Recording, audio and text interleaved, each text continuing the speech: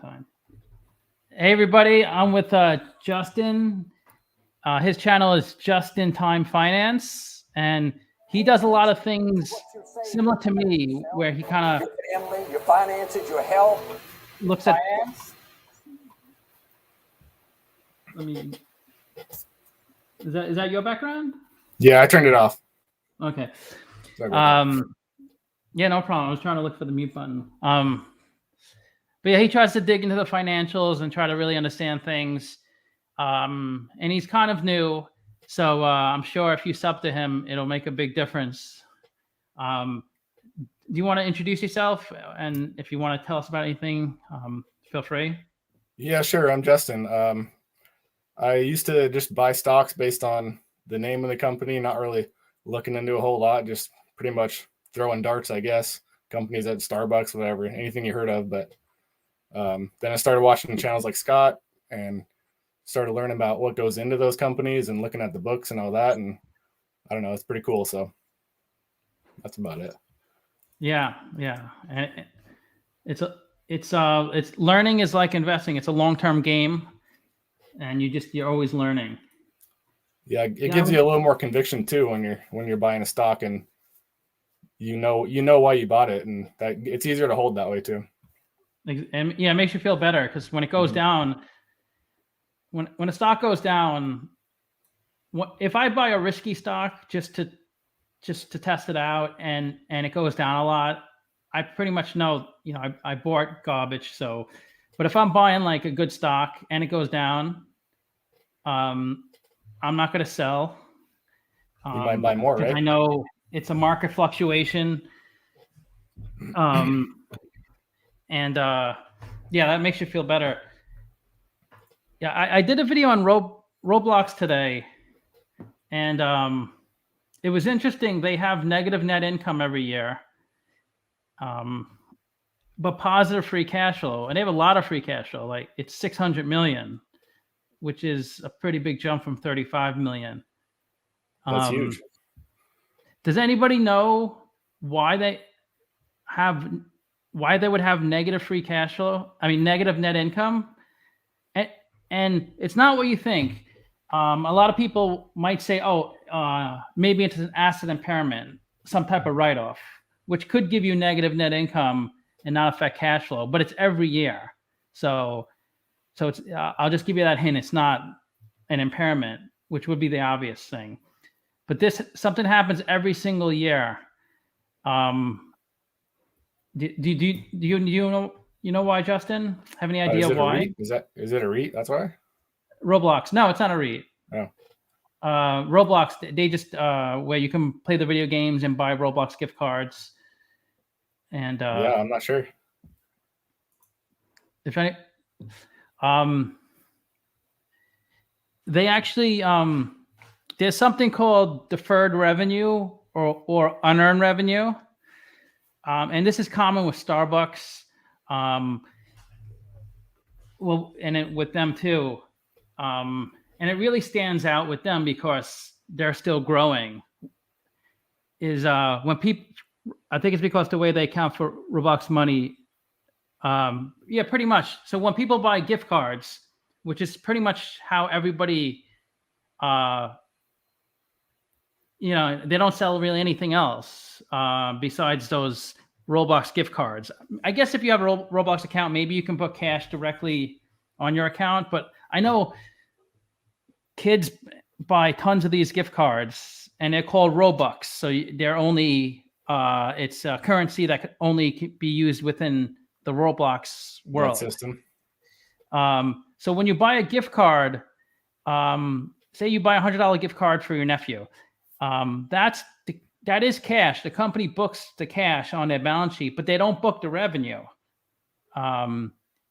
They put it onto their balance sheet in the liability section as unearned revenue. So they have billions of dollars of unearned revenue because they can't book the revenue until the person uses the service. Until they spend it. If you buy same thing with, maybe it'll make more sense with Starbucks. If you buy a Starbucks gift card for $100, Starbucks, they got the cash, they received it, of course, but you won't see the revenue on their income statement until you actually buy coffee and use that gift card. Right. So every year, it's just something to consider, which a new investor might not realize is they're earning in the trailing 12 months, they earned 600 million of unearned revenue, which in a normal company, they would book that revenue and they would have had over 2 billion of revenue instead of 1.6 billion. So it's good to know these things. But like the real people who move stocks are the banks or these big funds, because they buy tens of millions of shares at a time. So they know about these things. So generally a stock price usually trades appropriately or somewhat appropriately. It's not going to usually trade too far off because these big banks know about these things. But if you know about these things, and then during like a time like when the market's crashing, you could kind of pick up stocks for cheap because other people might not realize stuff like this. Yeah. But watch the video. I try to explain it more in the video. So Justin, do you want to tell us some of your stocks, like your investments, if you feel comfortable? Yeah, sure. I don't own too many individual ones right now. I mean, I did a video on Baba. I have that one. British American Tobacco. I own some Smith & Wesson when it dropped like 30% or whatever. Small position, but and then I've been recently buying some Barrick Gold, and then the rest is pretty much in index funds, and I've been kind of hoarding some cash right now, so not too many individual stocks, but I'd like to get more. You know, that's a good way to do it. Yeah, it's a hard to find buy right now, I think. So yeah, I'm noticing more videos have been sells lately, have been overvalued instead of undervalued. Right. Like this Roblox, I have it at $35, even though it's trading at 58. But even at the end of the video, I did say, now that I've gone through their financials more deeper, I actually learn a lot more doing the actual video, because sometimes it's hard to motivate yourself unless you have to do it. Like while I'm making the video, I learn about the financials. I try to prep myself for the video, but there's only so much time. How do you pick your tickers? Like you just how do they come to you? It's mainly requests at this point. Okay. Almost 90% of the time, it's just people. Either people pay for they pay for me to do a video, or just requests. And then I look up I can't do every request because I get like dozens a day. Right. But so I just kind of look at the company a little bit and see if it's a good company to look at. Obviously I'm trying to get views too. So certain tickers get a lot more views. Like Alibaba gets a lot of views. Yeah, I noticed that. I did the 2 videos on. It's like they just, well, then you go to your little YouTube studio thing and like it shows it to more people. So it's whatever's kind of trending, I guess. Yeah, but yeah, I've always gotten a lot of views with Alibaba and AT&T. BTI got a lot of views. That was your last video, right? BTI. Yeah, I think that's an interesting one. I mean, smoking, people have it got a lot of bad sentiment for like 2017 or whatever. It just dropped in half. It's been pretty much flat for like, I don't know, 3 or 4 years, but I don't think it's like don't perform as well as tech company may. No, definitely for instance, not. But there's a negative connotation. Mm-hmm. I'm working on a video for the S&P 500. I'm actually trying to do more videos about kind of like more about learning. It's all about learning, but almost all my videos are just about a company. What I'm trying to do, I did a video I don't know if anybody saw connecting the financial statements. I did part 1, 2, and 3, where I show you how the financials are connected together. I did part 4, so that should be coming out next week. I think that's the best way to learn about the financials. I think it's on Tuesday. I just created a fictitious company, and I'll bring up the Excel file and show you it. And then I just go through each transaction, and then show you how it gets recorded on the financials. I know some of you've seen this. The slippers beyond retail. I did live streams with this too. So I show you like when we buy inventory, we decrease cash and we increase inventory, and then all the kind of transactions and how it flows through the statements.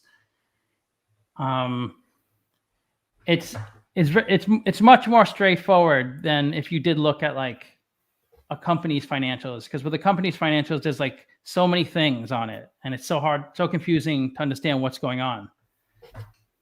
Do you read through like the 10Q and 10K?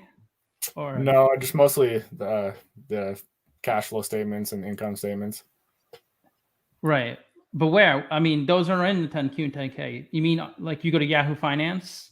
No, I did I think you see it in my videos. I was just paying for that Everything Money, I don't know, website thing, and it had them in there. Oh, Everything Money? Okay. Mm-hmm. Oh, so you must be a fan of Everything Money.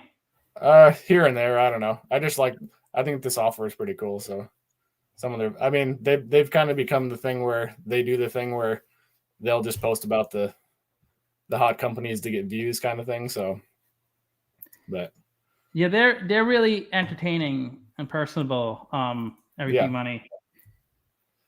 They don't kind of dig into the financials as much, probably as your channel, or right. But that's why more people probably watch them. I don't know. I like Sven Carlin a lot too. He's pretty cool. Yeah, he's good. So let's do just comment if you're here, so I could put you in a raffle. And you could keep talking. Let me. Do you want to tell us what you do for a living? If you feel comfortable. I work for a water utility company, so I do a lot of customer service, like calls to people's houses. I'll drive out to their houses if they have an issue, or work orders, that kind of thing. So I'm all over the town. What state are you in? Washington. Okay, so you're a little up north for me. Yeah. Washington State, right? Yep, on the east side of the mountains. So you're in the same time zone as me, the post Pacific, right? Yep.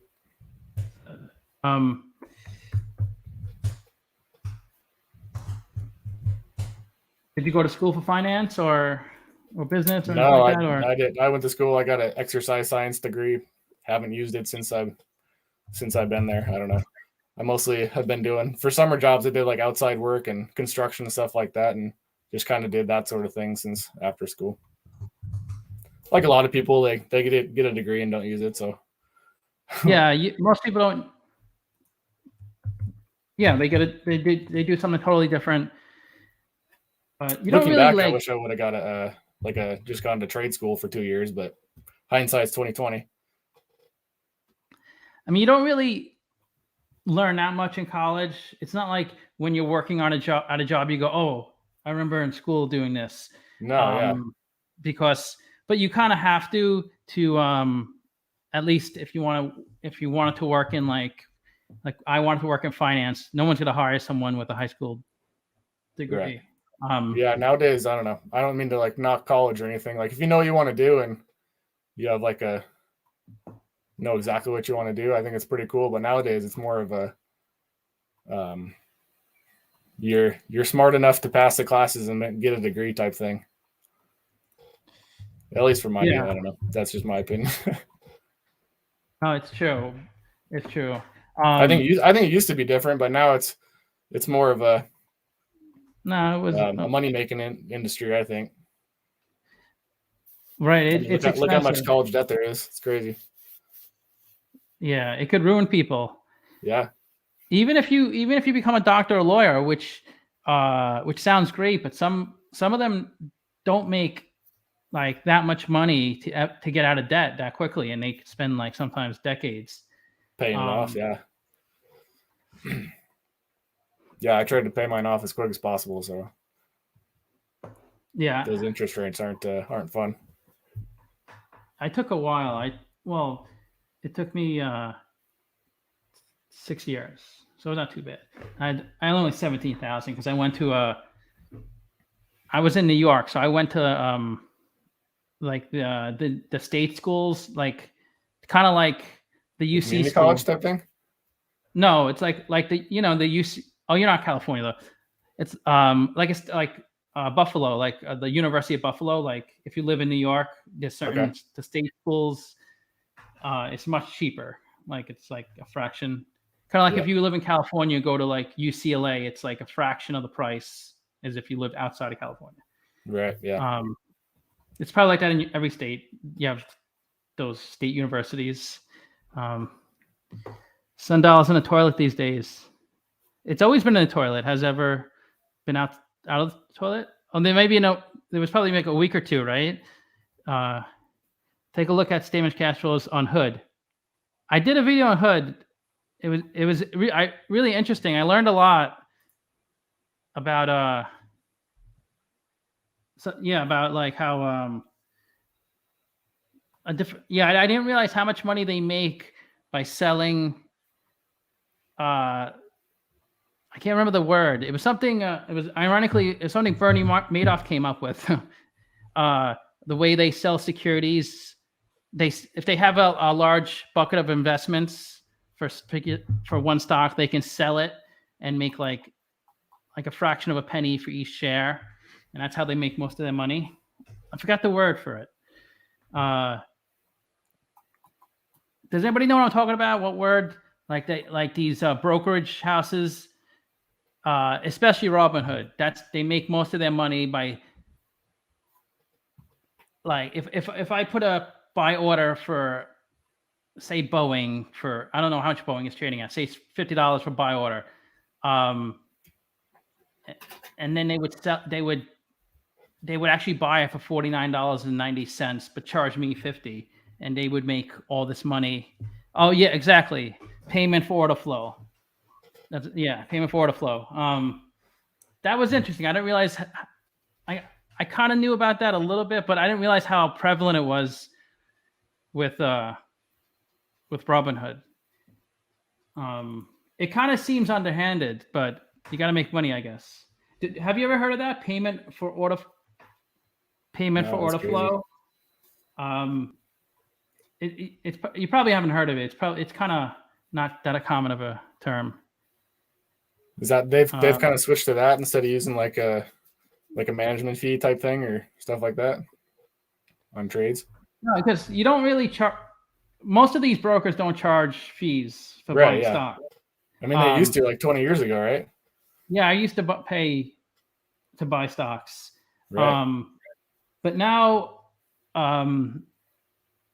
like I said, like if Boeing's trading at $50 and they have like 10,000 people who are buying Boeing on their site, say 100,000 shares or whatever, and they put orders in 50, they are able to find it for like $49.90.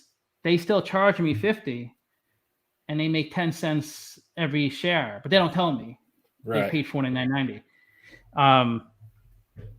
So it's small, but it adds up. So probably the more volatile the market, the more money they're going to make, right? It doesn't seem honest because the idea when you have a broker is they have my best interest. Like, right. Of course, they need to make money, but just like a bank, they're not going to steal from you, but in a way, it's kind of taking from your pocket because, but what I can't read that name. CEMEHOBA. Yeah, I kind of read the last name. Anybody else here? I'll do the raffle now. I usually do twice. I do a raffle. This number is a randomizer, so every time I change the screen, the number changes, and whoever wins twice wins. You can't. If you get picked once, you don't get anything. You have to get picked a second time, and the number has to change every time. So if I click this and it stayed at 9, it wouldn't count. So I'll do the first randomizer. And I don't know if you want to, Harris, let me know if you're here. You can even tell me after I start. And every time I change the screen, it doesn't count, even though until I say I'm doing it. If I was to add someone's name, that number will change. Like every time I do something, it changes. But okay, so here's the first one. Ready? 9. It was just 9 before. Fidel. Am I missing anybody? Okay, I'll do the second randomizer. 12. Scott P. Okay. 18. Brian. 13.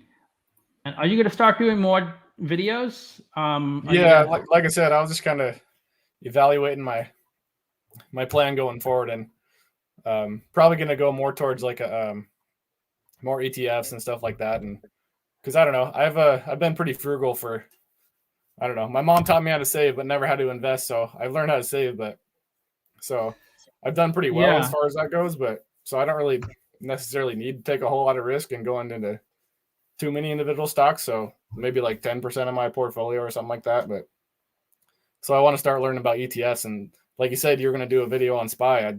I look forward to that one to see. Because I don't know, every metric too says like SPY is overvalued right now and stuff too, and learning about value investing. But if you just keep buying it, every week or whatever, you'll probably be okay for 20 years. Definitely. It's never gone down in a 20-year period. So if you bought it and waited 20 years, it's never retracted. Okay, that didn't count. The thing is too, even if it goes down when you buy more, you're averaging down, and then it'll go up eventually. Okay, if it quits going up, we're in a lot more trouble than this might be the winner as a country in the world or whatever. I think it's great. When I'm not sure, I just buy SPY, and then when I see a stock I really want, like recently I bought Netflix. It was down a lot. Liam, no, I said if the randomizer changes for me adding someone's name, it doesn't count. It only counts when I guess from this square.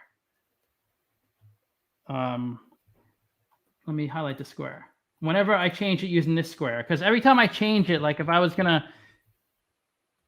said, oh, I wrote his name wrong, it's supposed to be whatever. It's gonna change every time. Yeah, that's fine, because I get emails all the time like, I won, send me the $20. I'm like, no, you didn't win. You have to get picked twice.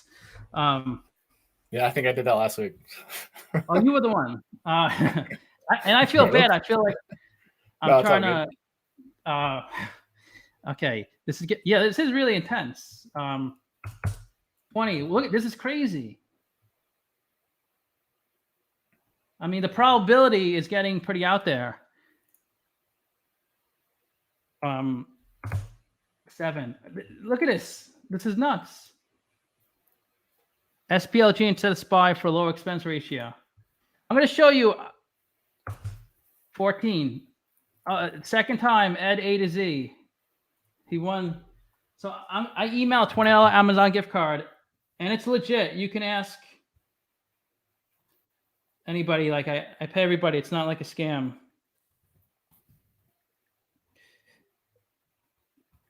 Ed, you can email me. It's probably good if you email me to remind me, because I might forget. I probably won't, but you can just email me and say I won the raffle. But it was cheaper a little bit. I used to have an older channel years ago, and I used to do tons of raffles because it was scratching off lotto tickets. So I used to like people would send me like $20, like maybe 20 people would send me $20, and I would buy a roll of raffle tickets, and I would scratch it off live. So there was like lots of money involved, like hundreds of thousands of dollars sometimes.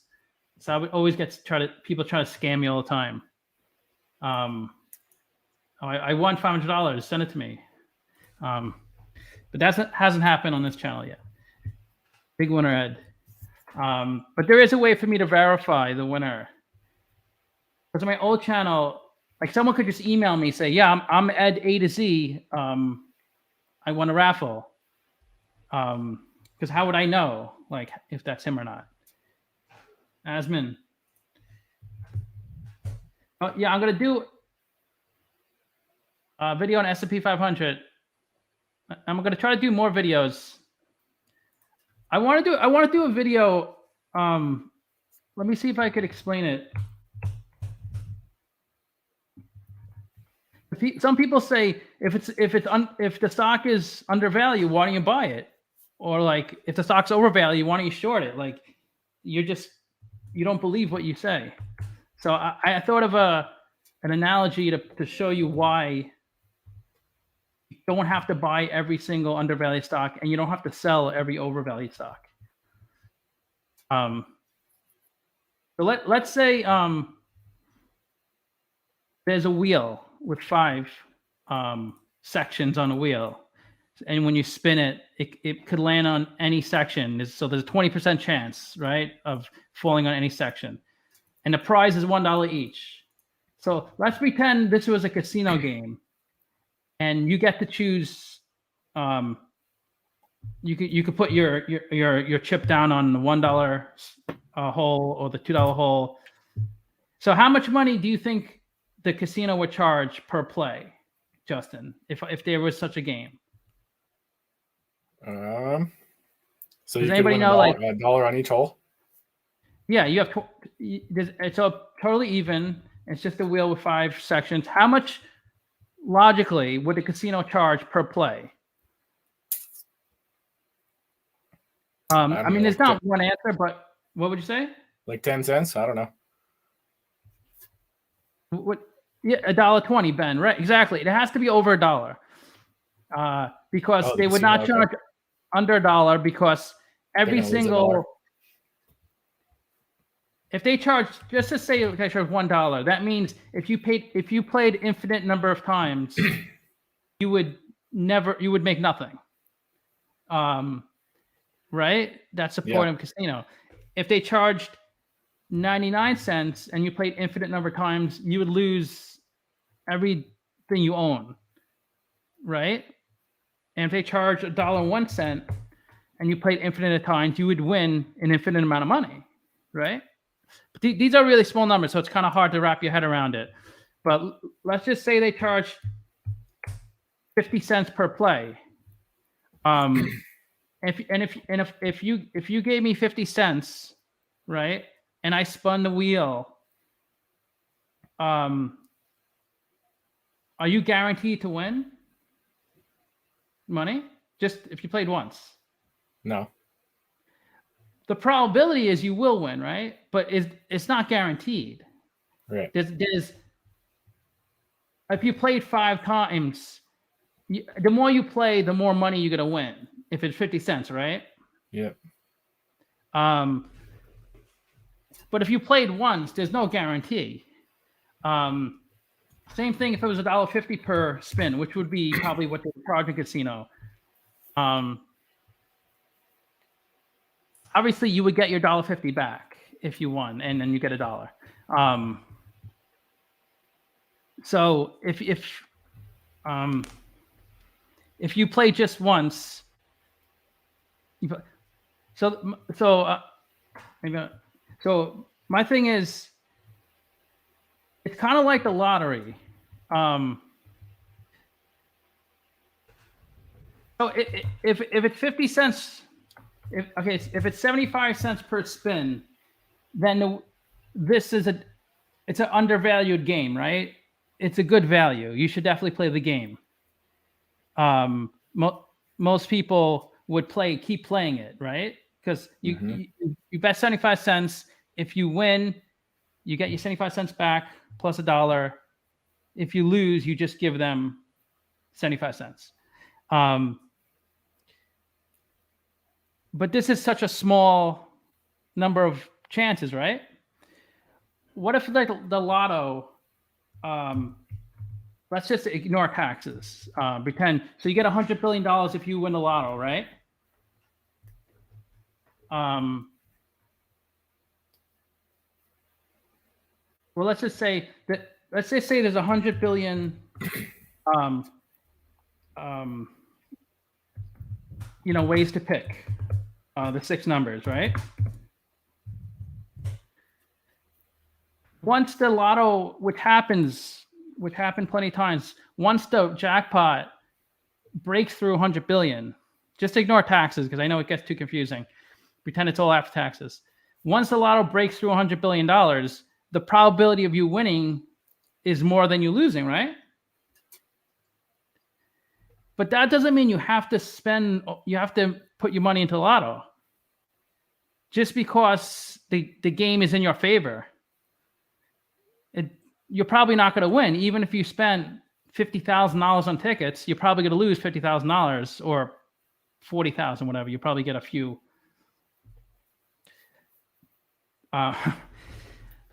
So does that make sense? Why, if I say a stock is 15% undervalued, people are like, why don't you buy it? Because it's not a guarantee. It's like it's like the lotto. This, with so many combinations, just because I think something's undervalued, even if I'm right, like even if my probability of correctness is equivalent to like how undervalued an overvalued stock is, I don't know. I feel like I didn't explain. Is that kind of clear why you don't have to always invest in an undervalued stock? Because it's not a guarantee. Right, yeah. I mean, same thing with overvalued stock. If you invest in a penny stock, the probability of you, if you put $1 into it, like a really risky stock, there's maybe a 10% chance of you winning $100 and a 90% chance of you losing everything, something like that. Yeah, I started the Finance King last week's where he went from like 140K to like 2 million. It's like, oh my God. Like he kind of hit in the lotto, I guess, in my opinion, but that's crazy. Wait. Oh, so Scott, was I clear? So I'm going to do a video because people all the time say, you say it's undervalued by 60%. Why don't you just buy it? That's why, because I can't predict the future. There's no way. Even a game like, even if the lotto with $100 billion possibilities, even if the prize got up to $1 trillion, and there are people I know who buy every single combination. You've heard of that, right, Justin? No. What do they do? If the lotto breaks a certain number, like I showed you, like if it's 100 billion combinations for the lotto, it hits $100 billion. Let's just ignore taxes. Once it hits a certain point, like 150 billion, they buy every single combination. Well, there's groups. So it's got to be a rich person in order to do that for sure. They need a large team of people. I'm sure people have heard of this. If someone else hits that number, they're gonna have to split it, and they could lose money, right? Well, that's the thing. You have to like bank on you. You're the only one having the time to get the tickets, which is not. Sometimes they aren't able to get all the tickets because it's very time consuming. And the bigger one is if somebody else wins, you have to split it. So those things go against you. Right. But people have actually made money doing that because not only do they win, if they hit the jackpot and split it, they win a lot of other prizes. Like they get 6 without the Powerball or 5. But people know what I'm talking about, right? That's crazy. I've never heard of that. Yeah. Almost anything with investing or gambling, I used to like love that stuff. Like I would spend I used to go to casinos and count cards. I would go to. Did they ever kick you out? They figure it out. I wasn't that good where they would have gotten to that point. But I did win money a few times. So I did think, it's funny, before I turned 21, I actually won a lot of more money. But once I turned 21, when I was legal of age, I actually lost a lot more. But yeah, I was never that good enough where I have like a group of, you need like multiple people to like kind of like work together. I just did it more kind of like, there's some movies on it. yeah, like the 21. Most of my You have to stocks be are good enough too, where you don't get caught and you just can keep doing it without making too much, and because they look for that stuff too, right? yeah. They know. But even if you do count, you're not guaranteed to win. You're moving it into your favor. But it's like what I showed you earlier with the lotto. Like just because something's in your favor, unless you have, it's not the first example I showed you where it's 5 numbers. In that particular instance, most of us can sit there for hours a day and we will play that game because in the long run, if it was less than $1 per try. But when there's almost an infinite number of possibilities, like when you invest in a stock, there's so many kind of variables that can affect the, not just the company's performance, like the market performance, inflation, whatever. And that's why you buy SPY. That's why you buy SPY. Exactly. I'm averaging down as much as I can. My best penny stock, CTRM. Those are risky stuff, but yeah. What sector do you follow? Because we talk a lot about dividend stocks and also oil and gas stocks on this channel. I've been looking a lot at SCHD, the ETF that it's like it's 100 stocks, and they kind of screen their stocks in a manner almost like similar to value investing, I guess. So I'm gonna start buying that for sure. Wait, what's the ticker? SCHD. It's a low expense ratio too, which is pretty rare for a ETF, and it's passive too. So it's not 6 basis points. Yeah, that's real low. Yeah, that's lower than SPY. SPY is 10 basis points. Right, and it just tracks the best dividend companies, I guess. So you lose out on like the Amazons and the Googles and stuff, but it's actually tracked pretty good since its inception in like I think 2012. But pretty much everything, I guess, has done pretty good since 2012. And it gives you a 3% dividend. Is that right? Yeah, it's got a CAGR of like 10 right now, which I think is pretty high for now. But if it can stay anywhere close to that, I'm probably gonna put it in my Roth. Like I've been doing it's fun to play with calculators too. You put that in your Roth for 30 years, and your dividend income is like insane, like hundreds of $1,000s just in. If it stays at those rates, you'll be making a couple $100,000 a year in your Roth just off the dividends, not even the valuation. Liam, you can just go to my Patreon.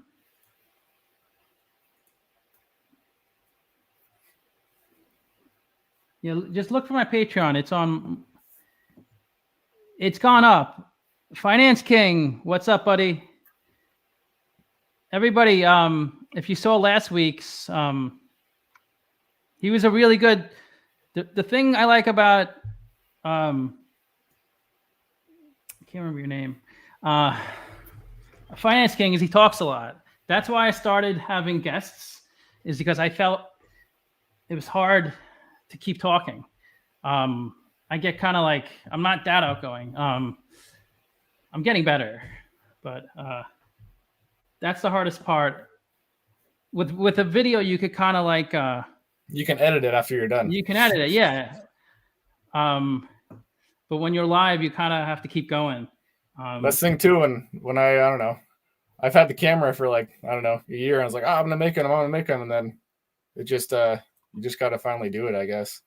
And it's scary, I guess. I don't know, but it's fun. Yeah. If I watch my earlier videos, At the time, I didn't think they were that bad, but I still think my current videos are bad too. So I don't think I'll ever be that happy, but I think it's better. I don't know if you guys. I think you just got to find a theme for your channel, I guess, and kind of go from there. That's what I started doing them. I was like, I just got to figure out what I want to do, I guess, and because it'll make your videos better, I think, if you have a theme and kind of stick to it.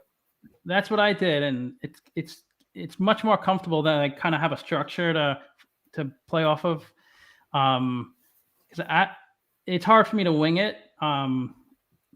So even though I kind of wing it a little bit when I do these videos, maybe I'm not winging it because people like, it's nice that people say like really positive things like, wow, you know so much, you're a genius. But I feel like if anybody drives, I feel like people like commenting you're driving, like, you're a genius. How do you do that? How do you drive like that?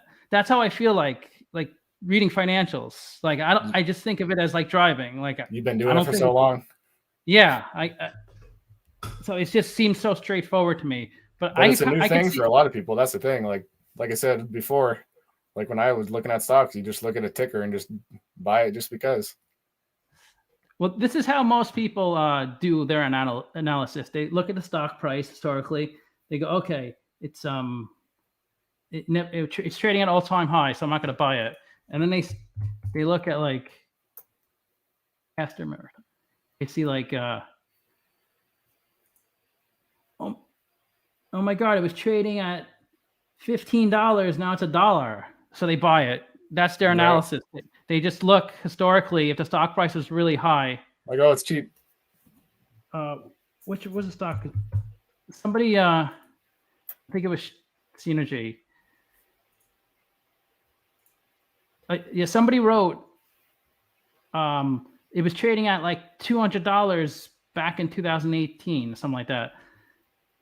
And I said to him, it was never trading at $200. I go, I know that's what it says on the charts, but do you know why, Justin? It looks. I mean, it was never trading at $150,000 a share. They have a stock split or something? Yeah, that's the only way. Right. Because nobody IPOs at 150,000. It's possible only one company reached that level. You can build up to that level, like Berkshire Hathaway, possibly. They're the only company because they never split. That's the only reason they're so high. Apple will be higher if they didn't split, but they just never split their stock. So, but the only reason is reverse stock splits.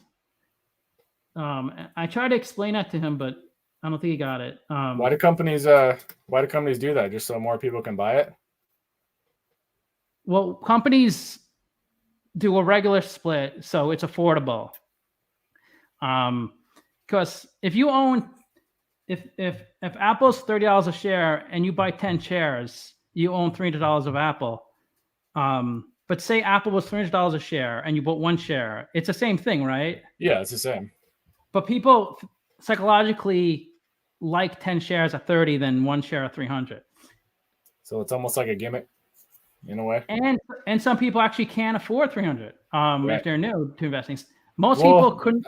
Nowadays, you got the fractional shares too, so that's kind of changing. Now it's different. Yeah. There was a point when there was no fractional shares, but people like having multiple shares. Yeah. Especially if you play options too. I mean, it's hard to imagine playing options on Berkshire Hathaway. It would be $50 million of stock you need to own just to 100 shares. There's only a couple people that could do that. Or even Chipotle, which is not a huge company, but don't they trade at like $2,000 a share? $1,400. That's crazy. $1,400. So you need $140,000 to buy one option contract. Or Google. Well, Google's at a couple thousand, I think. They just don't split. That's the only reason they're so high. It's not a big market cap. Somebody wrote Baba. Yeah, Baba, I think, is the best. If you just talk about fundamentals, Baba is the best value, probably. Yeah, I agree with that because it's a great company. I bought it 2 weeks ago for the first time. Well, first time in a while. I was hesitant, and my friend got it at like 140, which Yeah, was that's I where I'm thought at too. Is 140. I think mine is like 119, maybe. It's been So I think bouncing off that 111. It's bounced off the 111 like 3 times. It's pretty strong support at like 111. I bought it maybe once. I don't remember. I bought it a week or two ago. Maybe it was up here then. Oh yeah, I think it was like 130 because I think I'm down like 10%. I'm also down on Intel, I think. Ben, are you here? It is scary, Alibaba, but it's almost like no risk at this point. I guess there is a chance that the Chinese government will, but they would have to almost ruin the country, like eliminate capitalism and not let companies make money. And they definitely can do that to smaller companies, but Alibaba, I think, is just too important. I don't think it's likely that they're gonna, what's it called?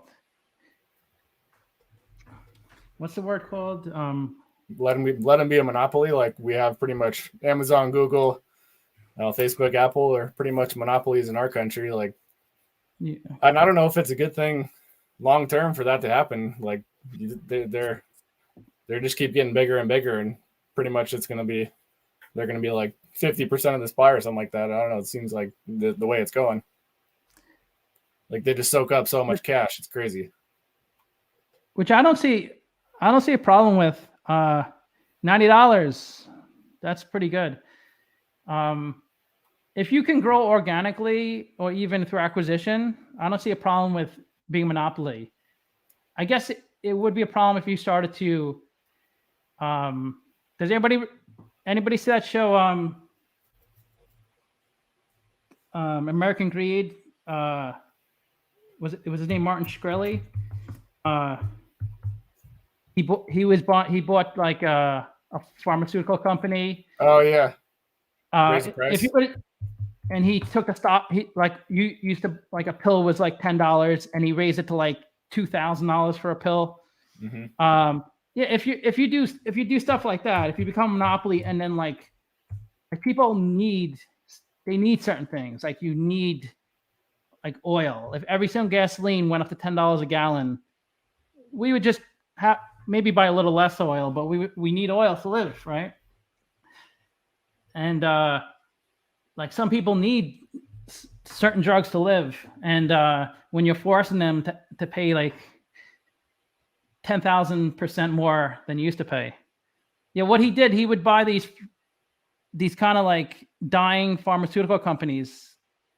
I can't remember the exact story, but I know he would buy pharmaceutical companies and then totally jack up the prices like 100 times. And people would have to pay because people needed to live. That's like it was drugs people needed. Have to pay $15 a year to have you make a video on. It's $100 for me to make a video. You could just pay once and then but it's a recurring monthly thing. I think $99 a month. It's recurring, but you could just do it once and then cancel after I make the video.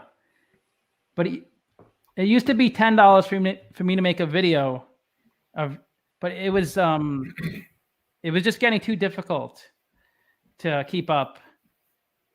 And it's not like I'm trying to, I want to get to the point where I don't charge anybody anything once I get enough YouTube ad revenue, because I don't really want to charge people.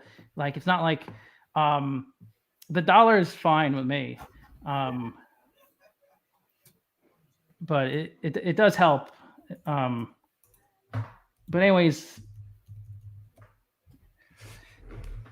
so I hope this video is good on the S&P 500. So it's 500 tickers, 505 tickers in the S&P 500. It's a little fun fact. Do you know why there's 505 tickers? Why's that? And not 500? Because there's 5 companies. Alphabet or Google is the most. They're all pretty popular companies. They just have 2 shares of stock. You could buy the Goog or the Google. Class B or whatever it's called. Yeah, it's a different Class A or Class B.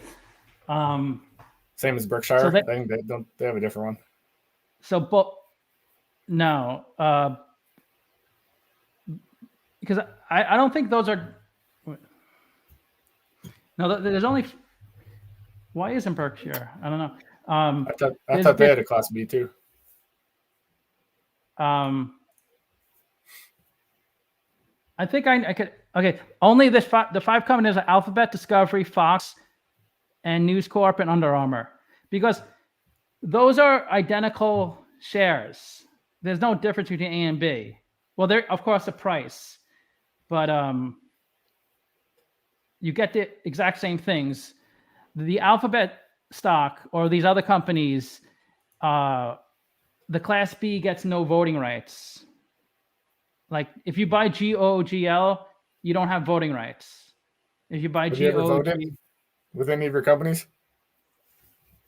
What's that? Have you ever voted or whatever? If you own shares of No. anything? No, it doesn't matter. I mean, Yeah. Is it the?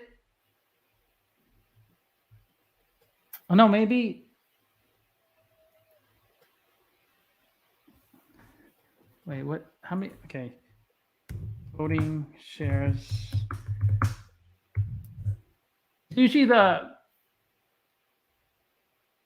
Google GOG shares are its Class A shares, those no common stock, which are typical one-for-one vote structure. GOG, a class, meaning that these share. Okay, the GOG have no voting rights. The GOGL have 1 vote. But they're identical. Sometimes company create a like Class C where they have 10 votes or 100 votes per share. So the CEO, all his stock are Class C, so he could retain control of the company. The vote doesn't matter. Almost always the vote doesn't, even if you're a billionaire, unless you because usually I guess not always, but a lot of times the founder of the company will keep voting control. But what's that guy's name? He kind of does a hostile takeover of companies. He buys out the voting shares and then forces them to pay a dividend. No idea. He's got to have some money to do that though, for sure. Carl Icahn. I just typed hostile takeover guy, and he's the first one to come up. So this is what he does. He identifies companies that have lots of cash, because when companies have lots of cash, they don't have to give it back to the investor, right? Even if they pay a dividend, they could still pay the whatever 1-2% dividend they want. But he identifies companies that have a lot of cash, and then he takes control of the companies, and then he forces them to pay a dividend. So he's guaranteed to make money. It's a good strategy if you have billions of dollars. If you have the capital, yeah. Yeah, but he has probably backers to, I mean, he's a billionaire too, but if you get a group of people that can do it too, that they can just kind of take whatever they want. He must have people helping him, like financially, to do this stuff. But I mean, he's worth $17 billion, so he's. I've heard of like things called like a poison pill that companies keep. I don't know, what does that mean, or something like that. So that can't happen. Yeah. Do you know anything about that? Yeah. I can. What's the point? It's something. They do something to make it less. A poison pill is a defense tactic to prevent or discourage hostile takeover attempts.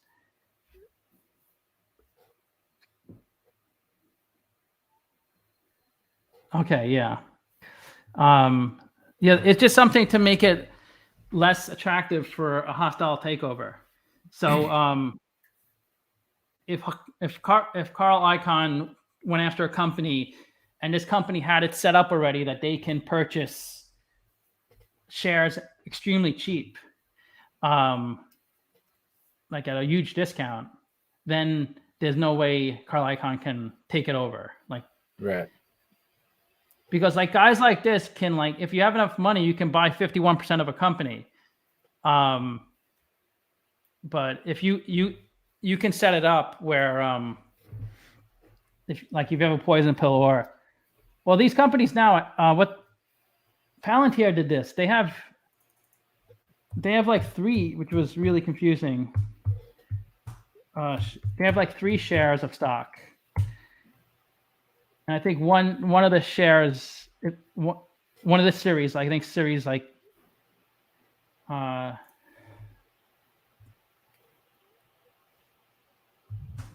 you get 100 voting rights per share. So you only need to own like 5% of the company to have voting, something like that. Watch my Palantir video. I took a big loss on Palantir. I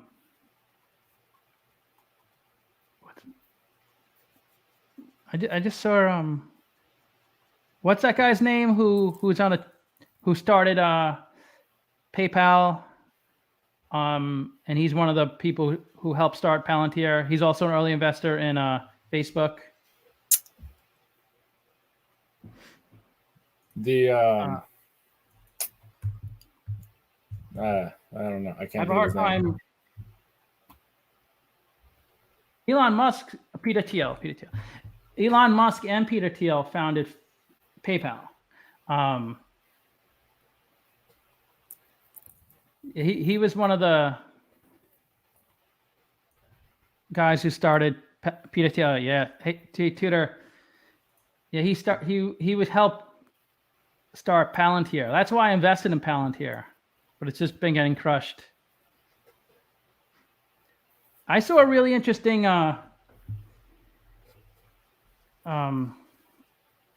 documentary on Peter Thiel. Probably no. It was on Netflix. There was a Netflix story about Hulk Hogan sued this news company for leaking his sex tape. Did you see that? Or no?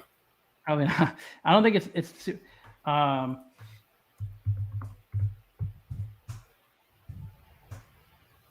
Anybody see that on Netflix? It was really interesting. I didn't realize it took a lot of turns. Like Gawker, they might be out of business now, but they have crazy news stories. It's kind of true. It's not always 100% factual, but like really crazy stories, like trying to like really cut people down. Like with that Peter Thiel guy, they said they outed him saying he was gay. And that was like the title or something. And that's, so he actually funded, he wanted to go after Gawker because of that article. So he funded, like, nobody knew this until after the fact, but he funded Hulk Hogan's whole trial. Like, he paid for the attorneys, everything. So he wanted to take down Gawker. And he won Hulk Hogan because they leaked his sex tape. Crazy politics games being played right there. And he won like $100 million. And then after the fact, they found out Peter Thiel backed him just because he wanted to get back at Gawker for that article. And then there was people, you should watch, it's on Netflix. And it's really interesting because then it got into more about like how these business billionaires are using their power to like influence. Yeah, like their sway or stuff like that. Because it probably happens a lot more than we actually see, I'm sure. Definitely. And after seeing this, I never even thought about that. Teal paid for their demise. Yeah, I mean, it's not, he didn't do anything illegal, but it is kind of like, it's kind of like buying an insurance policy on someone that you know, you could buy a life insurance policy on a stranger. It's kind of like that, like, and they die and then you make money. It's kind of like that. Like it's not illegal, but it just seems messed up. Unethical. TL is also he's a Trump, big Trump supporter.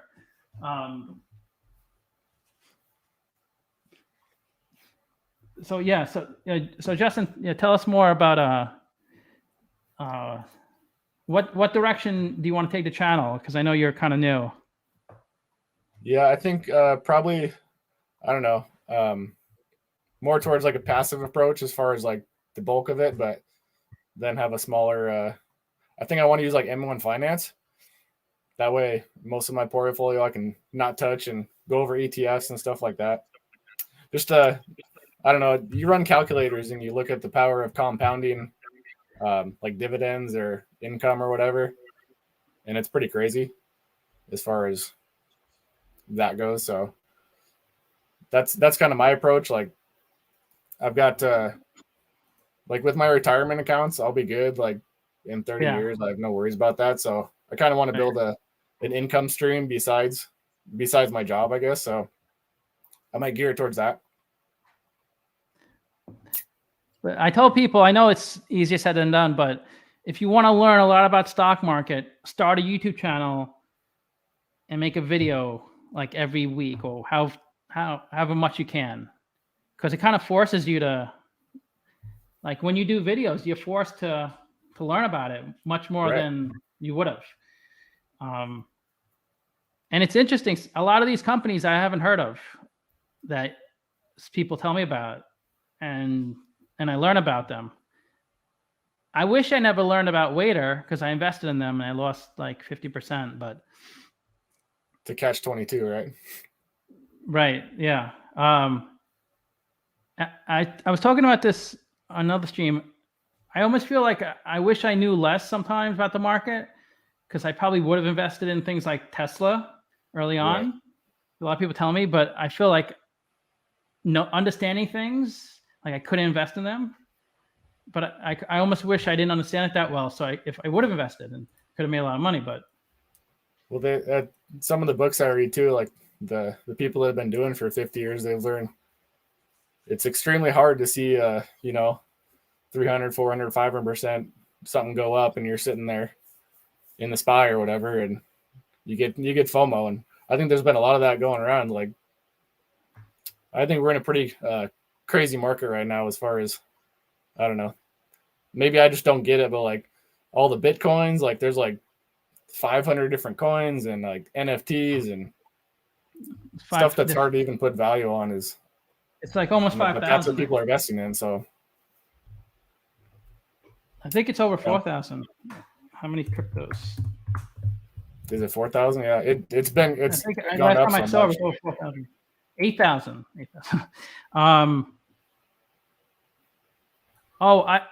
I sold my first NFT for $1 million. He sent me two $500,000 NFTs for payment, though. Do you follow anything going on with like the Fed and like the overall macro environment at all? A little, not too much, because I don't think it's those external things. I try to just focus on the company, right? Because external factors, you have no control over it. I just sold my first NFT for $1 million. The buyer paid with two NFTs worth $500,000 each. I thought that was funny. Maybe I don't probably have the best delivery. McDonald's says it will accept Dogecoin only if Tesla accepts Grimace Coin. Okay. I mean, a little. Yeah, I just don't get the They're gonna raise rates. I get the Bitcoin thing a little bit, but I don't get all the other little ones. I don't understand. So I try to stay. But it's hard. Like you see stuff going up 10,000% or whatever. You're like, what? I feel like I want to buy it now. That's it's coming down, and it always goes up.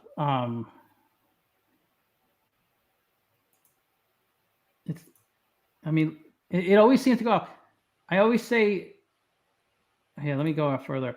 Like I remember when it was just like a few thousand, and then I'm like, no way, it's a waste. Then it went, and I remember it broke through. It hit like 20, and then I'm like, damn, I should have bought it. And then it came all the way back down. But it always seems to just keep going back up. I do think it's going to go up to like 100,000. But I just don't know when to sell. That's the thing. Yeah, you don't know when to buy or sell. Kind of. That's the tough part. With I think. Stock, that's why I don't like. With a stock, I mean, I don't know the bottom and top, of course, but I have some comfort in like buying and selling. Exactly. That's what kind of drew me to like your channel and other channels that put a cash flow analysis on stuff. Like it has a utility to it that either they make money or they don't. Snowflake is losing money hand over fist every quarter. Matt, that's interesting you said that, because when the market was going down like the past month, my viewer, so many less views.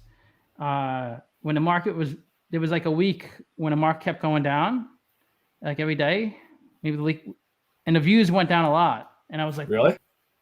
Yeah. I'm like, what's going on? I feel like people would watch it more. No, but I think that makes sense, because I don't know if you ever like do fantasy football leagues or bet on sports or anything like that. Yeah, fantasy football for sure. I used to hate it when I was losing and it was like deep into the season and my team. You just don't look at it. In the beginning, or if my team is like, I'm up for like one of the prizes, it's deep into the season, I'm watching it so closely. Yep. But when it's deep into the season and I'm like in 8th place or something, I almost don't even want to watch football. I just get so disgusted. Or when I gamble, I get so frustrated. I don't even want to deal with it. I feel like that with stock market too. Like when the market's going down, I hate looking at my portfolio. But when it's going up, I could look at it every hour and I'm like, I feel good. That I don't know if that's other people think that way. No, it makes sense. I mean, you have the hard data on your channel to show that. So, but it's only one channel. If there was like if I saw this on a larger kind of population, but there's always like ups and downs throughout the time on YouTube. So it could have just been like one of the down periods and had nothing to do with the market. Yeah, maybe but I did playoffs that. Football. I don't look at my portfolio when the market is going down. Model says yes. It's too sad. I know it's so stressful seeing it. It's kind of like if you're overweight, you can't step on a scale. Like it brings you down too much. I don't know. You do the opposite. When you're in good shape, you're more likely to go to the gym and do things. So like, it's kind of like that mentality. Okay, well, let's do another raffle. I usually do 2 per.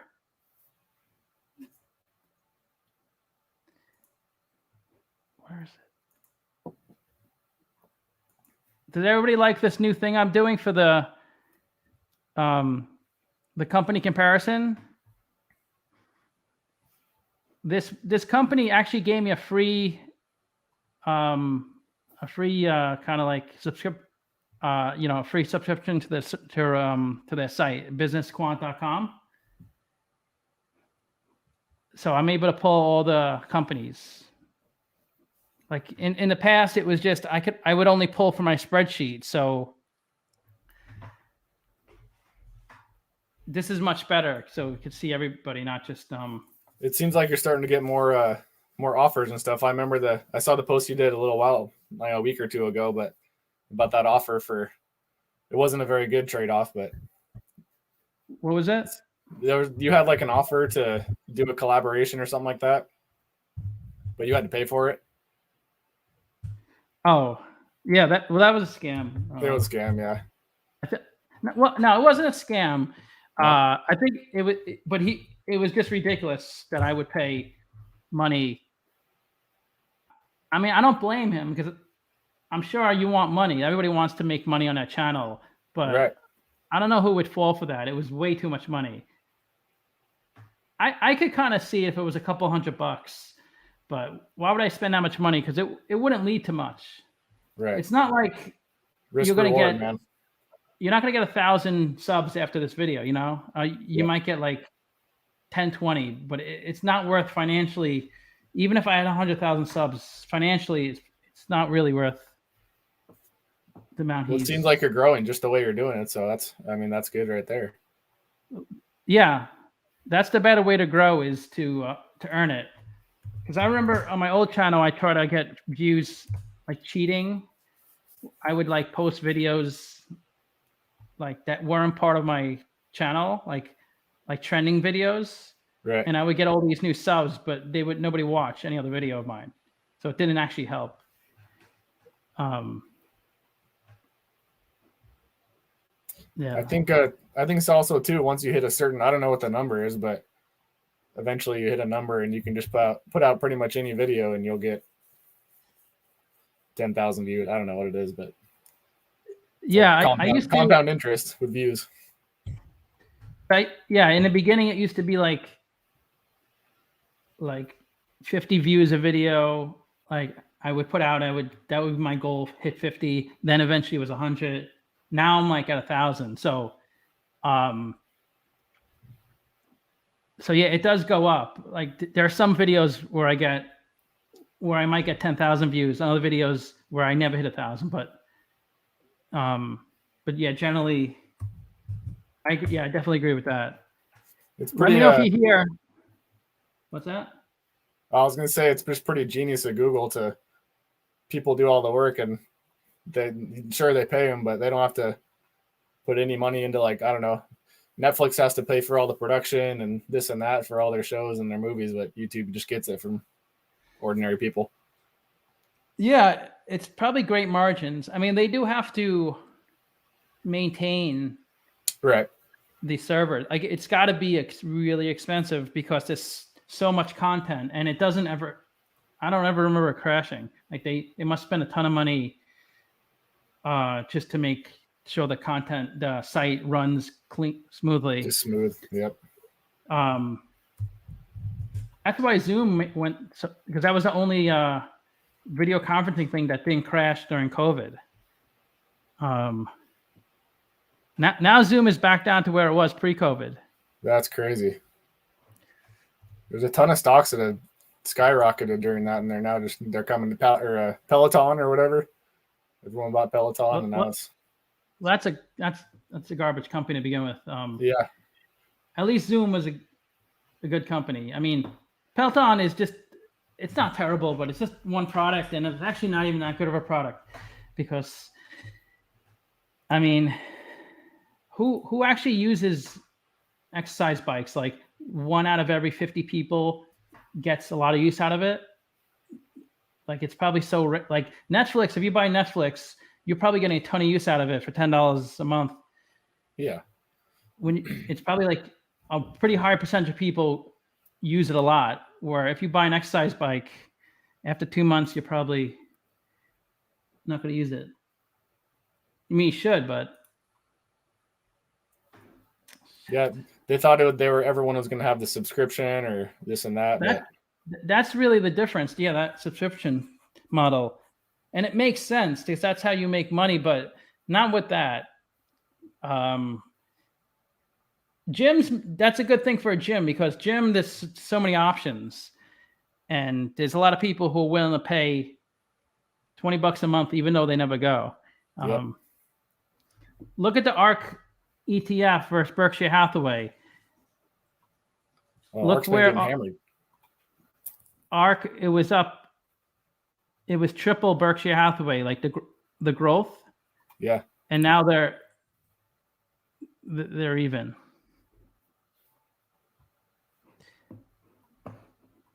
It costs $99. I mean, you can just suggest a video, and I might do it. But right now, yeah, it's $99, and I'll definitely do a video. It usually takes a couple of weeks.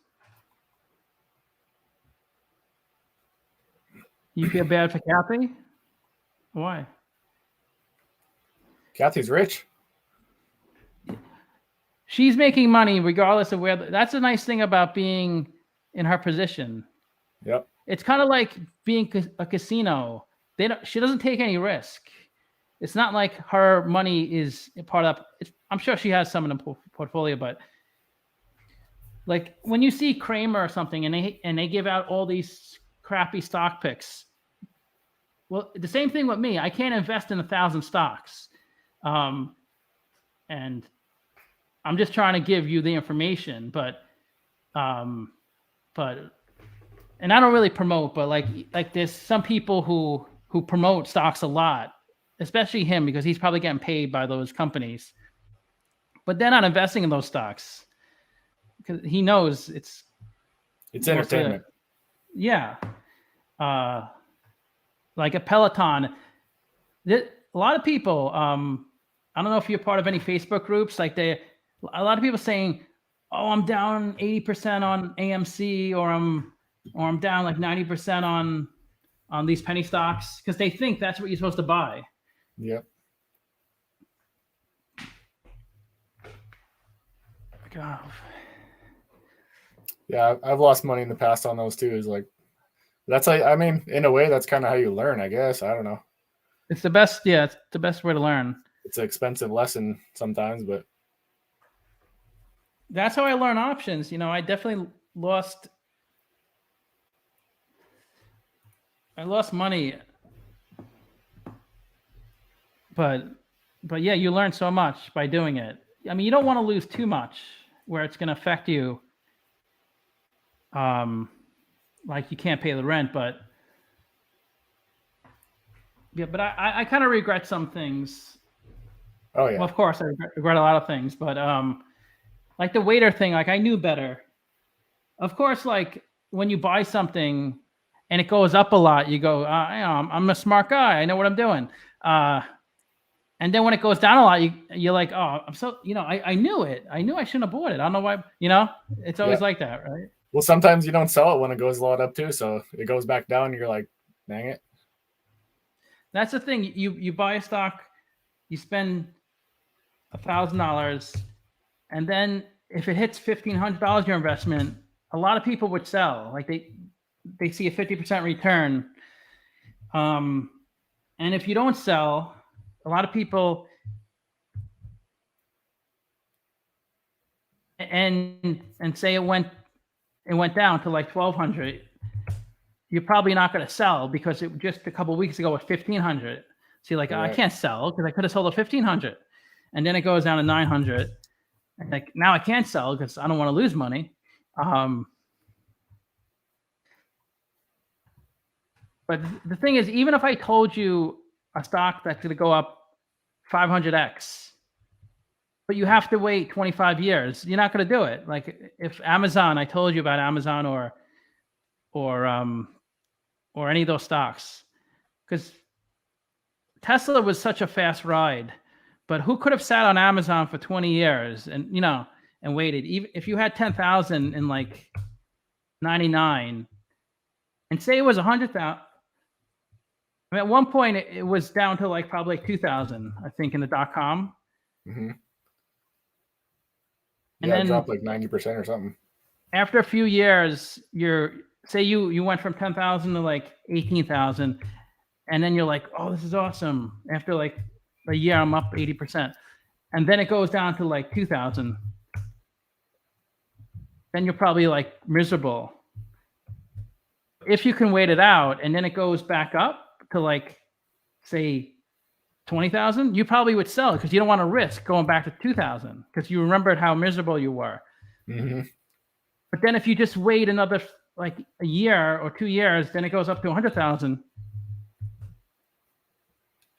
And Well, I that, think that's imagine true, that. yeah. Imagine that 10,000. But you don't. But if you would have waited another 2 years, it would have been $1 million. You know what I'm saying? Like, That's crazy. I think, well, that's why if you just constantly keep doing your analysis on it, and that's why I don't that kind sell. of keeps you holding it. I buy it for the long term. I don't sell, even if it goes down, unless it was a stock like I really didn't like a penny stock, which I was just for fun putting money into it. But if it's like an Amazon type stock, yeah, I'm holding on. Unless you need money. Like when I want to pay off my mortgage, I sold, and when I started my business, I sold. I must be missing some people because but that's the thing. That's why you'll never make money. Most people will never make money because they're never going to hold off long enough to realize their gains. Even if they identify an Amazon, they just can't wait 20 years because it sounds easy, but when you see the ups and downs, so when you pick a crappy stock and you lose like 40, 50%, which we all do, we learn from it. But even if you do that a bunch of times, you make those mistakes. And then if you find that one winner that would have more than made up for those mistakes, but you don't hold it long enough. So people generally don't make money in a market because they sell out at losses if they make bad mistakes. And when they make a good investment, they don't hold it long enough to actually make enough money. I guess in 20 years, you'll know what I mean.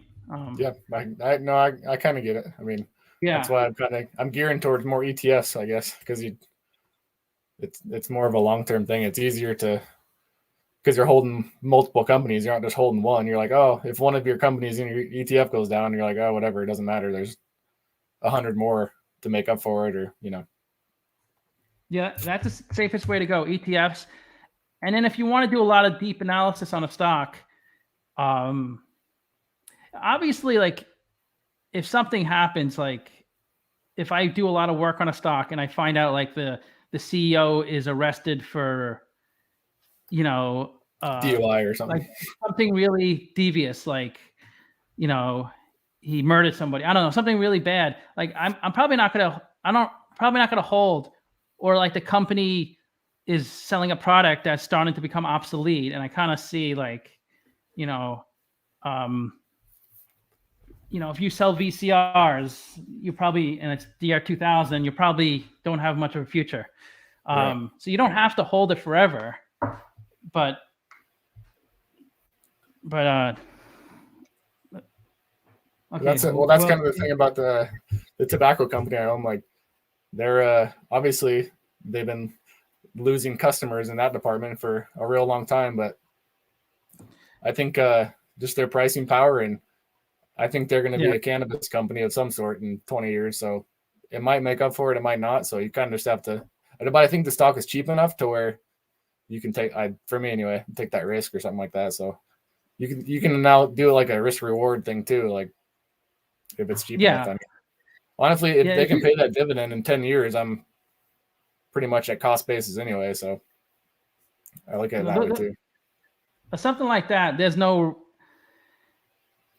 The only negative about those is that less people buy it because they don't think highly of the industry. But that's kind of like that's always going to be around, tobacco, and that's something addictive like gambling, cannabis, tobacco.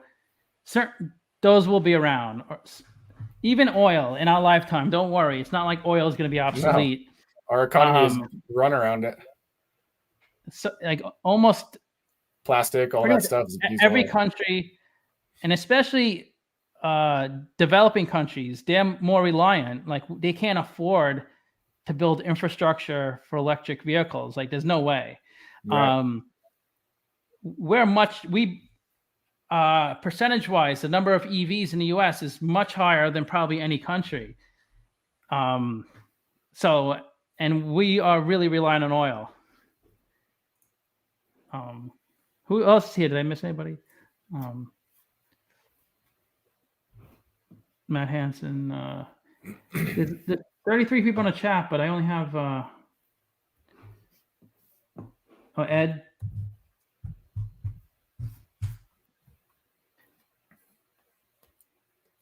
Aaron. Yeah, I bought Energy Transfer. Do you follow? That gets a lot of views too. Energy Transfer, these midstream companies. I've owned Enbridge at one time. Enbridge is good. Yeah. The Canadian. It's just like one of those things, like you said, oil isn't going anywhere for a long time, and they make money in the middle. They're kind of like the middleman. I'm still here doing gift cards. J-Boy. Yeah, so master limited partnerships. ET's MLP. So there's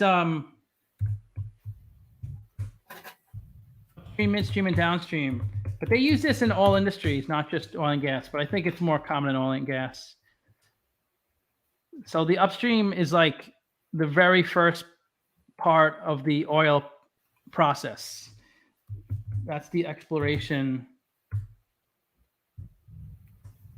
You're taking it out of the ground type thing. They physically pull it out of the ground, or before they even do that, they identify areas that you can pull oil from. So those are the most risky by far. Of course, if you want to invest in a Chevron, which does all the there's not that much risk investing in a company like this, but a lot of these upstream companies, especially ones that haven't pulled oil yet. I've done videos on junior miners, like companies that haven't pulled gold yet. They're looking for it, or copper. But anyways, so that's the beginning process. So that's the most risky of the three industries to invest in. Then midstream is the least risky. They just kind of transport it from. They're like a utility kind of. Yeah. So there's almost no risk. It doesn't even matter the price of oil as much. I mean, a little bit, but they're not as dependent on the price.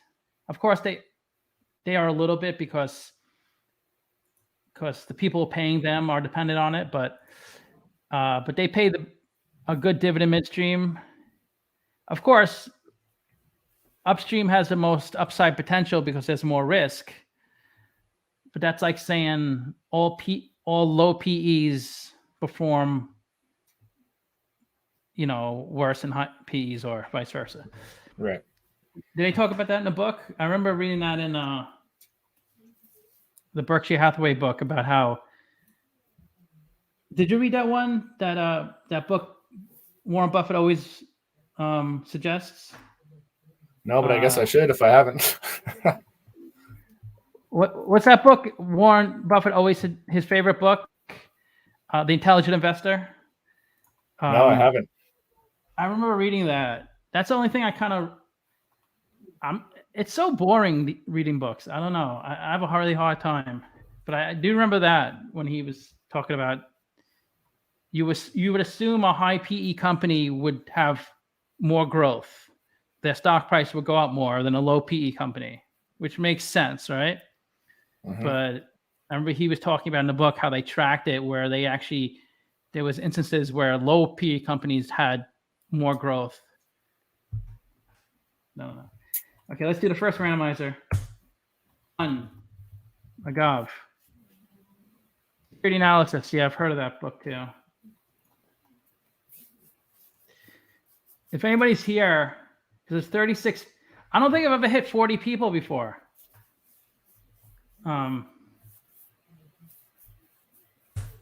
15.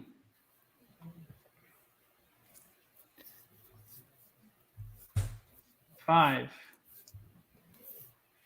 If you're here, let me know. It's not too late. A money producing asset brings money over its lifetime of usage. It's like a super high yielding long-term investment depending on its lifetime usage. Right.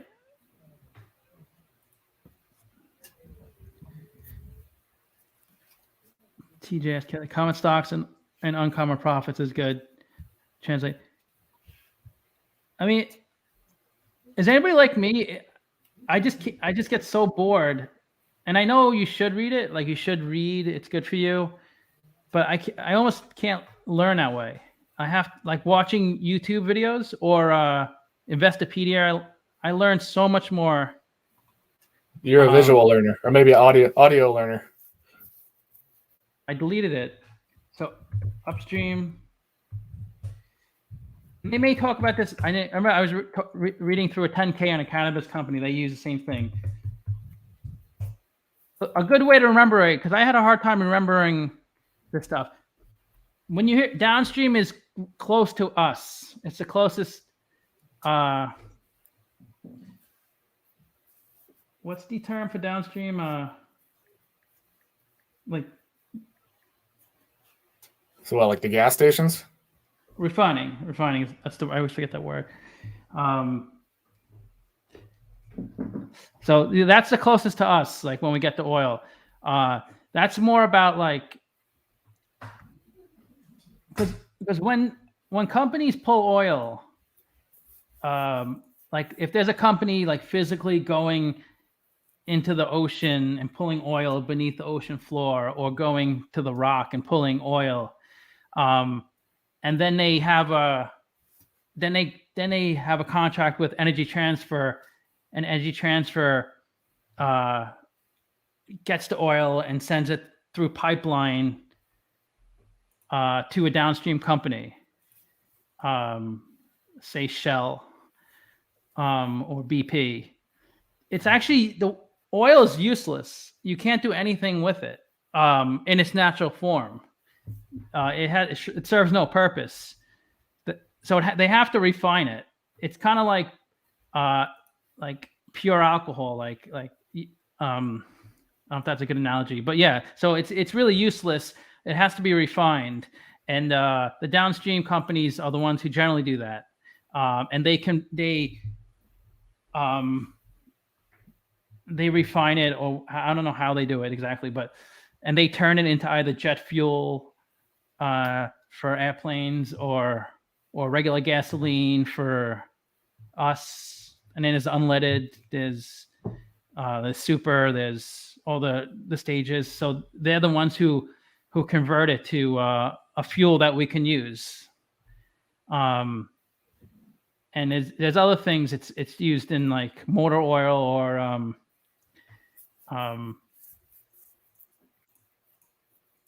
plastics, stuff like that. Yeah, that's it. Yeah, I was kind of thinking. Yeah, exactly. Lots of plastics. I mean, it's a lot of people don't know that, I don't think. Yeah. It's pretty much your home. Every single person's home is so many products that probably almost every product used oil in some respect. Like, how do you think they brought the wood to like these, to build your home, or, you need oil to commute it. You need even to make some of these products. So it's just we're so dependent on it.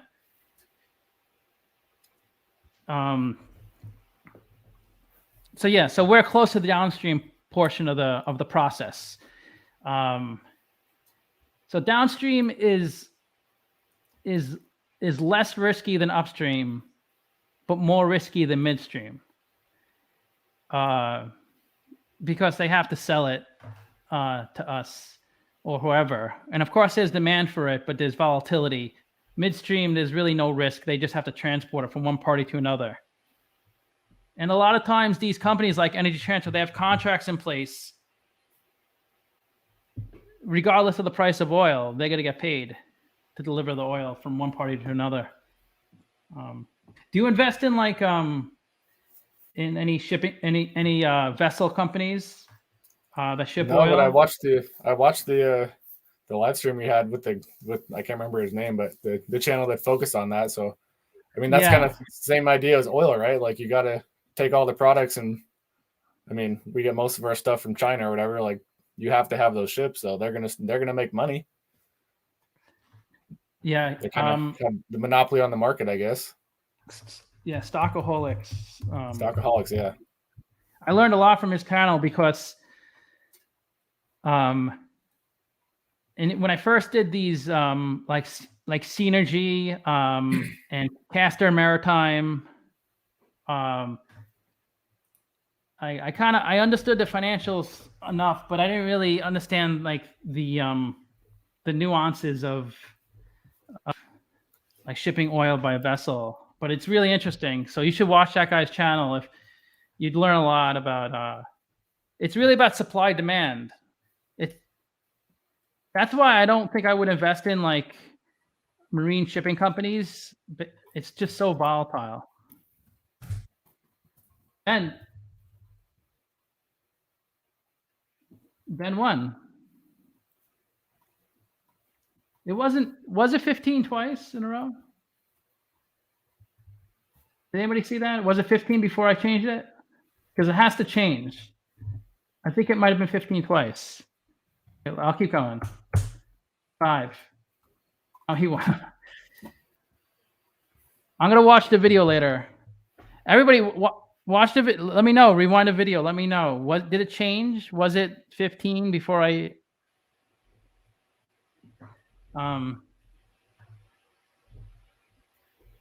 Yes. That was twice in a row. Okay. Okay, because it has to change. That's one of the rules. So this was less anticlimactic than the other one. No, this was anticlimactic. It was a lot less fun. Last one. I got a question for you. I don't know where I read it. Maybe it's wrong or whatever, but so they're going to raise interest rates or whatever. Does that I've read it has an effect on like the way you do like a cash flow analysis or as far as your like discount rate goes or something like that? Does that affect it at all? Once, Matthew, it was twice, but as long as the number changes, which it did, of course it kept picked twice. You get 4 times. That's the point. That's how you win. But it just can't be. If I went through the randomizer and it was 5 again, it was 17. But it has to change. That's it. Yeah. Yeah, definitely. Interest rates will affect the discount rate, the weighted average cost of capital. Right. Because the WACC is cost of debt plus cost of equity. And the cost of debt is kind of relying on the interest rates, right? Yeah, exactly. Because it's the company's debt is their debt. It's not like, even if you're paying 3% on your home mortgage, even if interest rates went up to 10%, it doesn't affect you unless you have a revolving, of course. But if you have a fixed rate, it doesn't affect you. Yeah. So they took out all his debt at like 0 or whatever they got it for. But the thing is, every company pretty much needs to refinance. They just take on new debt to pay off the old debt, pretty much. Yeah. Like AT&T and Ford, like have like, where they have 150 billion of debt, like they can't just pay it off. Not good. So they have to take on new debt every time, and the new debt is going to be a lot higher interest rates. So companies like that will be hurt. So if you're worried about interest rates, I'd ignore this stuff because I have no idea, and it could, how it's going to affect it if it's going to happen. But if you're worried about interest rates, don't invest in really high debt companies like AT&T, Ford, because they might be. They're not going to go bankrupt, but they'll probably get bailed out. But debt only. I mean, personally, debt only is bad if you have a lot of cash in the bank. Because if you're invested in stocks or you have real estate, then you're moving with interest rates in a sense. And actually, the more debt you have, the better it is. Of course, if it's fixed rate debt, because debt becomes so much cheaper. The higher interest rates go, your debt becomes cheaper. If you Because don't take out imagine, anymore. well, if you need to take out more, then it's a problem. But think of Right. like, if we lived in Venezuela, right?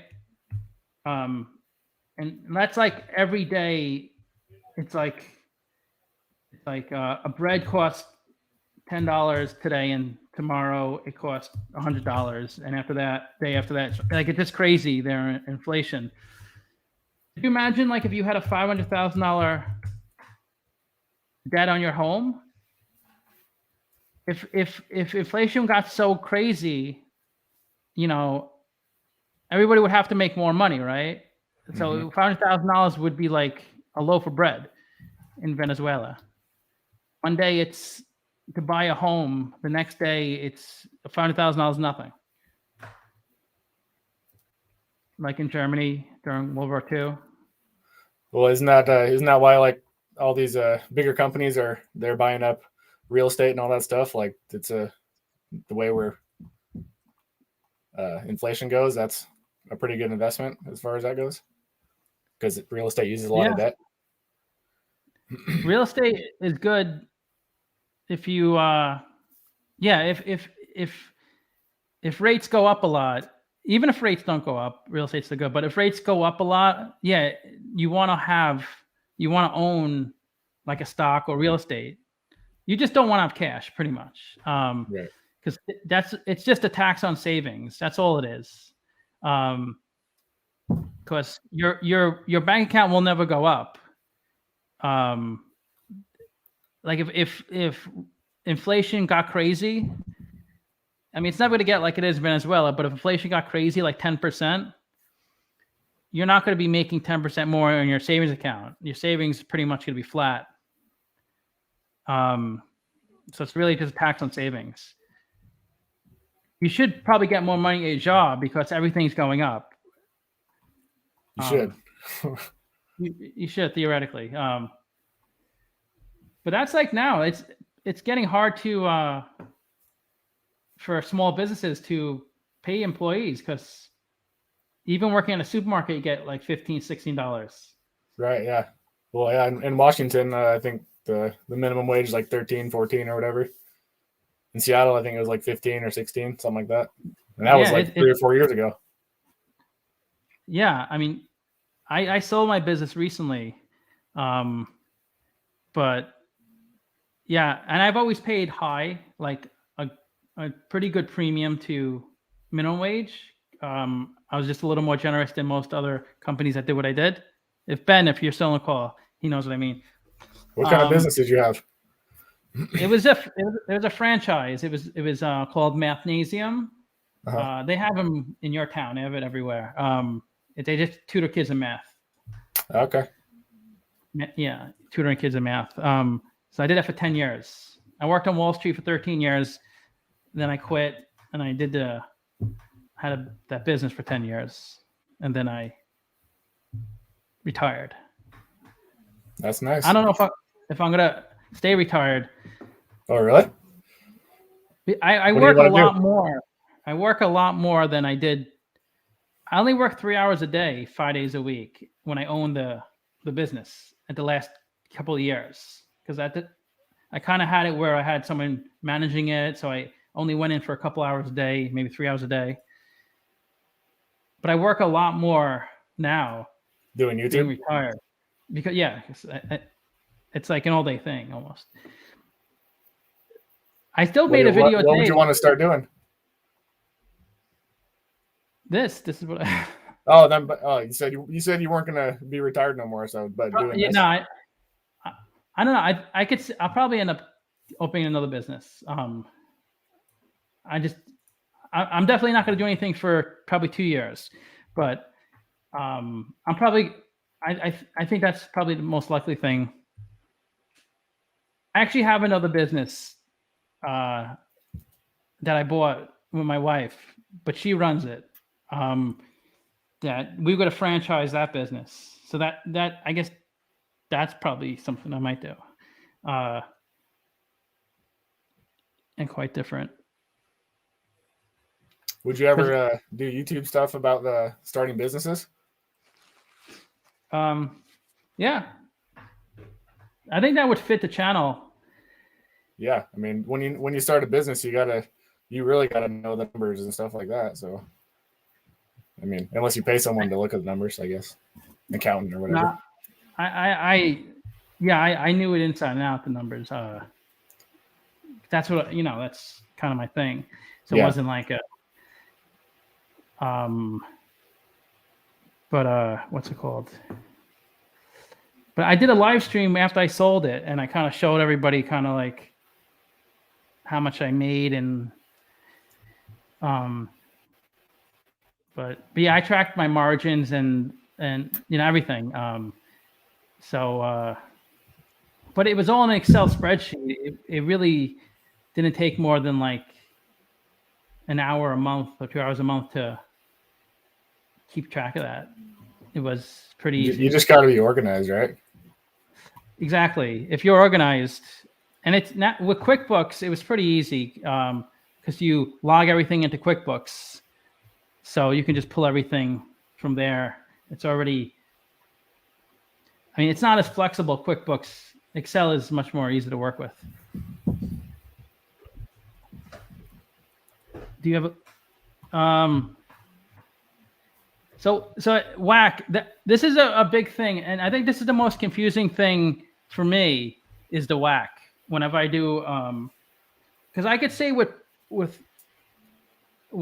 a pretty good comfort level, I could tell you, well, I'm a lot of comfort. Yeah, current financials, I could understand it really well, but even at future financials, I can't predict the future. But I would say with some comfort level what they're likely to do in the future. But the whack is the thing I have a hardest time with, and I thought about it so many different ways. Do you know how do you determine your cost of equity in the whack?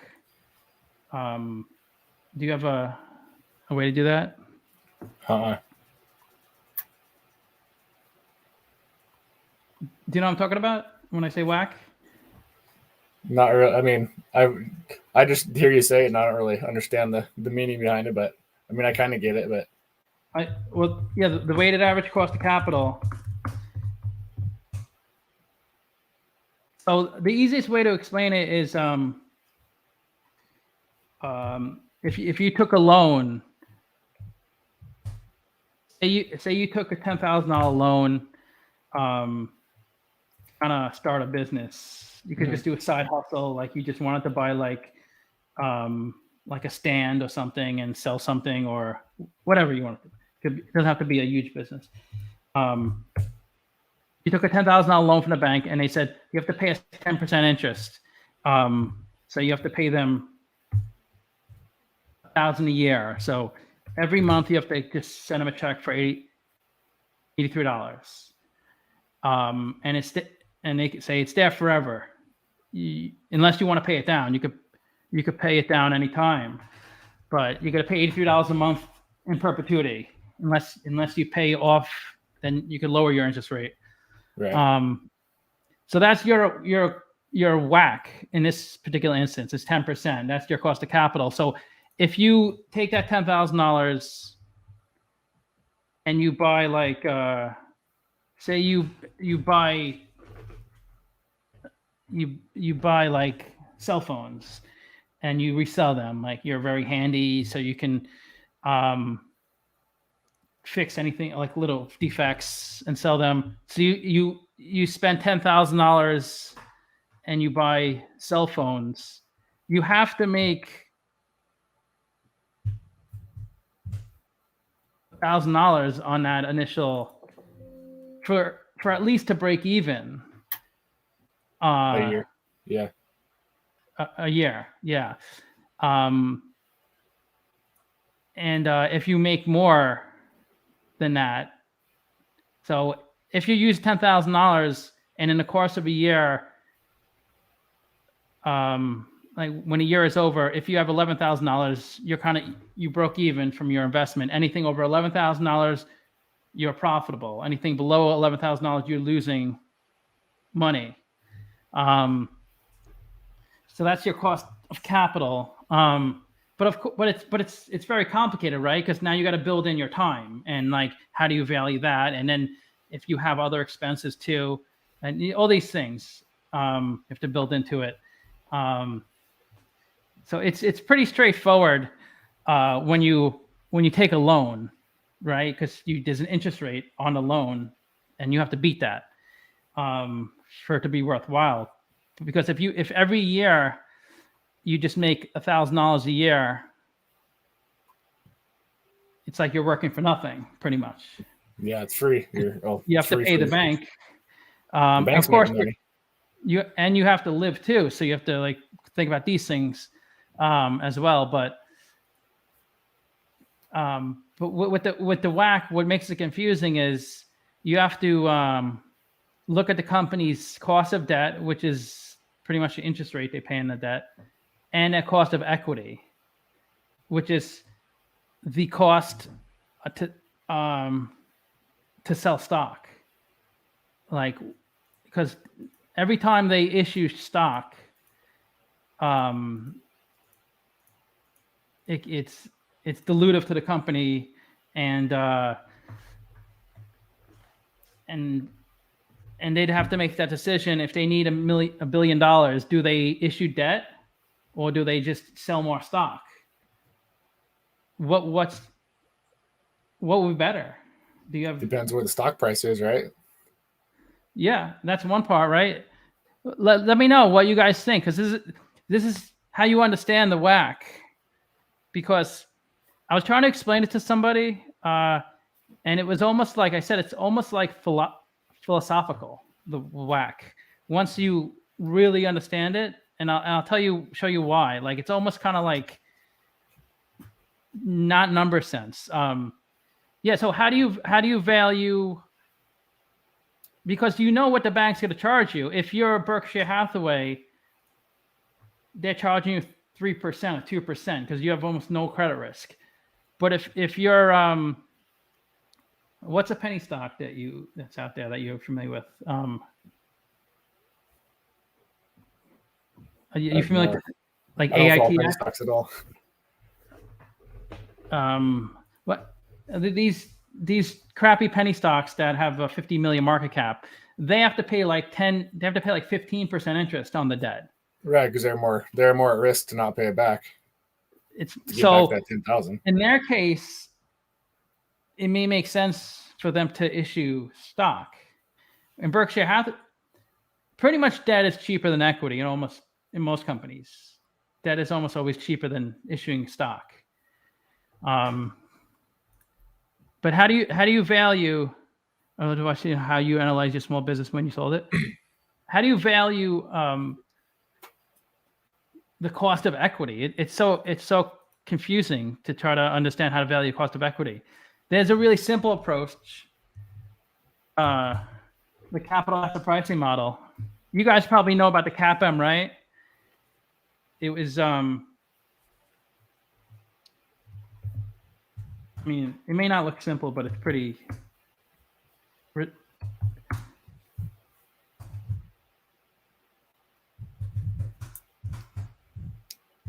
It's just the risk-free rate plus the beta of the stock times the market return. I mean, not the market return. Yeah, the market return. Minus the risk-free rate. And these are kind of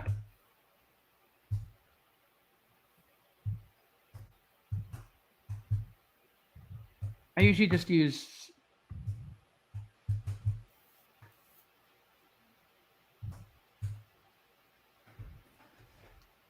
it. I don't want to talk about that. People are going to start clicking off because it's But that's a common way to do the cost of equity is the capital asset pricing model. Justin's watching his sub count. Oh, how's your sub count, Justin? Did it go up a lot? No. What's that? Did your sub count go up a lot since we started? Let me check. Because you could tell, because it's low enough where you. Well, yeah, I was like, oh, I got one. Look at that. only one? Yeah, I don't know. It's at 15 now. I think I was at 14. Everybody I gotta make more videos, man. No, but we're doing this. Everybody sub to just in time, right? Oh, just in time finance. No, I think it's pretty cool that you let people that you have guests on your shows. I mean, and now it's 17. That's cool. I don't think a lot of other channels do that. Like they'll like do they'll find other YouTubers, like bigger ones to do it with, but you just pretty much the people that watch and comment on your channel, they get to be a part of it, which is pretty cool. Yeah, I don't charge $2,500 like that guy. Right, it's crazy. That was one of the things he said. He'll do a live an interview with me. He'll let me do an interview with him and post on his channel. Did he have like a lot of subs? Was he big? Yeah, he did. He had 250,000 subs. Okay. But he didn't have that many. His views he only had triple the number of views I had in the past 12 months because he wasn't putting out like lots of videos anymore. I think he was kind of stagnant. Maybe that's his business model now, is to just try to get people to do that type of stuff. Which you're not going to make any money. Hardly anyone's going to do it. Yeah. Because it's kind of like there's just not much value there. I mean, I'm not saying. What's that? Yeah, I mean, if he lowered the price, it would benefit him to actually get people to do it, because then people that follow your channel will maybe look at his channel too. So it would help him if he did it for free, honestly.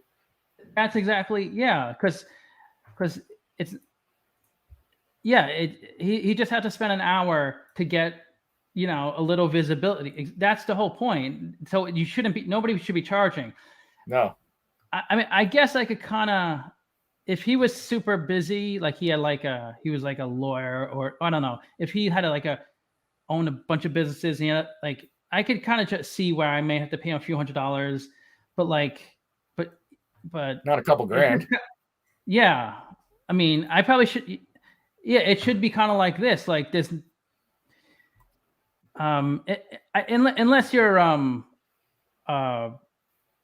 you're what's his name? If you're Graham Stephan, I could kind of maybe I could, but that's like 1 in 10 or whatever. He can make a video about anything. He's going to get 100,000 views.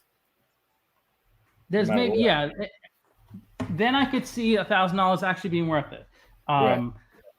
And he might do that. Like that would make sense for someone like Graham Stephan to charge me a couple $1,000s to do what that guy said.